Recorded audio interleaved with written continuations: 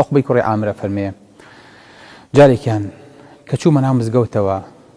هەتا حوشتەکەم ئالیکدا چوومە خزمەتی پێغەمبەری خوا صلی الله علیه و سلم کە سیرەکەم خودبە ئەدا فەرمی هەر مسلمانێک دەستنوێژ بگرێ دەستنوێژەکەی جوان بگرێ ما من مسلم يتوضأ فيسبغ الوضوء ثم يقوم في صلاته فيعلم ما يقول إلا انتفل كيوم ولدته أمه من الخطايا ليس عليه ذنب. الله فەرمی هەر مسلمانێک هەست تێ دەستنوێژێ بگرێ دوایی دوور کات نوێژکە لە کاتی نوێژەکەیە بزانێ چی ئەڵێ پاکە بێ لە تاوانەکەی وەکو چۆن تازە لەسکی دایکی هاتبێتە دەرەوە و تاوانی پێوە نەبێت. یعنی حەج ئەو هەموو مەسرەف و ڕێگە و ماندوو بوونە بەقەدەر دەستنوێژێک و دوور کات نوێژی پێ بڕێ ئەو شەروات لەیەکە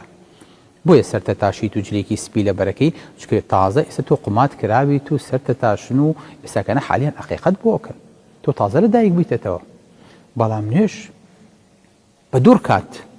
لەگەڵ دەستنوێژێکی خاوێنە بەڵێ منی ژوتم بەخین سەحابە بۆ پارە و بۆ سەرۆت و بۆ باخی دنیا ئەمەیان ناکرد وتم بەه لەم خۆشیە عومەری کوڕی خەتاب کوڕەوتی دانیش لەمە خۆشترە پێ بڵێم سەر پێغەمبەری خوا صلی الله علیه و سلم فەرمی ما من رجل يتوضأ فيسبغ الوضوء پێش ئەمە شتێکی خۆشتری فەرموو لەمە پێغەمبەری خوا صلی الله علیه و سلم فەرمی هەر مسلمانێک دەستنوێژ بگرێ دەستنوێژێکی جوان بگرێ دوای ئەوەی کە لە دەستنوێژەکەی تەواو بڵێ أشهد أن لا إله إلا الله وأشهد أن محمدا عبده ورسوله إلا فتحت له 8 أبواب من الجنة يدخل منها أيها شاء.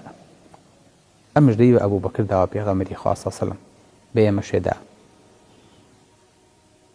فەرمێت هەر مسلمانێک دەستنوێژێکی پاک بگرێ و جوان بگرێت دوای بڵێ أشهد أن لا إله إلا الله وأشهد أن محمدا عبده ورسوله